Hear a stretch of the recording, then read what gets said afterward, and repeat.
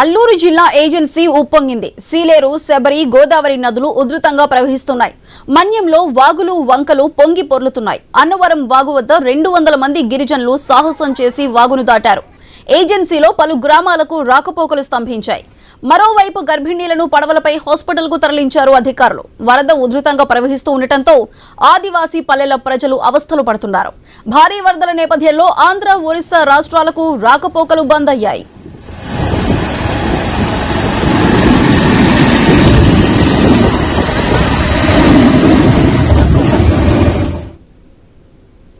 ఈ వరద ఉధృతుల వల్ల వాగులు, వంకలు పొంగి పొర్లుతున్నాయి. అయితే గిరిజనులు అయితే దీనివల్ల అవస్థలు పడుతున్నారు. దానికి సంబంధించి మరింత సమాచారం మా ప్రతినిధి గణేష్ అందిస్తారు.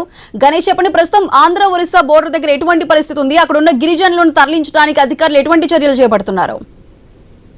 అంటే చింతూరు మన్యంలో గడిచినటువంటి వారం రోజుల నుంచి వర్షం కురవడంతో శబరి, సీలేరు నదులైతే భారీగా పొంగి పొరులుతున్నాయి. దానికి తోడు ఏజెన్సీలో వాగులు, వంకలు పొంగుతుండడంతో ఇక్కడ ఉన్నటువంటి గిరిజనాలంతా కూడా ఇబ్బంది పడుతున్నటువంటి సందర్భం అయితే కనిపిస్తుంది.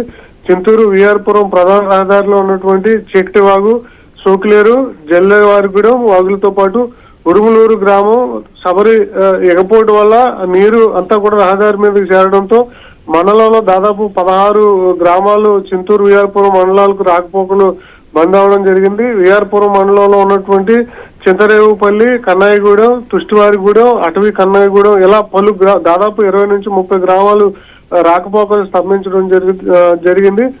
అన్నవరం వాగు ఉధృతంగా ప్రవహించడంతో కూలి పనులకు వెళ్ళినటువంటి దాదాపు 200 మంది వాగులో చిక్కుకుంటారు. ఈ ఆంధ్ర, ఒడిశా రాష్ట్రాల మధ్య ఉన్నటువంటి ఏవైతే రహదారి ఉందో ఇది కూడా దాదాపు జాతీయ రహదారి నీరు చేరడంతో రాకపోకలు అంతరాయం కలవడం జరిగింది. ఈ కారణంగా భారీగా ట్రాఫిక్ జామ్ అవడం జరిగింది. ఇంకా అనేక సమస్యలు ఈ వర్షాల కారణంగా గిరిజనులు ఎదుర్కొంటూ ఉన్నారు. ఏదైతే మారేడుమిల్లి, చింతూరు ఈ పరిసర ప్రాంతాలు ఉన్నాయో ఇదంతా కూడా ఎక్కువగా టూరిస్ట్ స్పాట్లు ఉంటాయి. అందువల్ల టూరిజం కూడా నిలుపుదల చేశారు వారం రోజుల నుంచి. ఎందుకంటే వాగులు, వంకలు పొంగడం వల్ల ప్రమాదం తలెత్తేటువంటి అవకాశం ఉండడంతో టూరిజం కూడా నిలుపుదల చేయడం జరిగింది. ప్రస్తుతం ఈ గిరిజన గ్రామాల్లో అధికారులతో గస్తీ ఏర్పాటు చేశారు. దీనివల్ల ఎక్కడైతే 200 మంది చిక్కుకున్నారో వాళ్ళందరినీ కూడా సురక్షితంగా బయటికి తీసుకురావడం జరిగింది. ప్రస్తుతానికి అయితే వర్షాలు ఇంకా కురవడంతో వన్యంలో ఉన్నటువంటి ప్రజలు జాగ్రత్తలు పాటించాలని చెప్పి అధికారులు సూచిస్తున్నారు.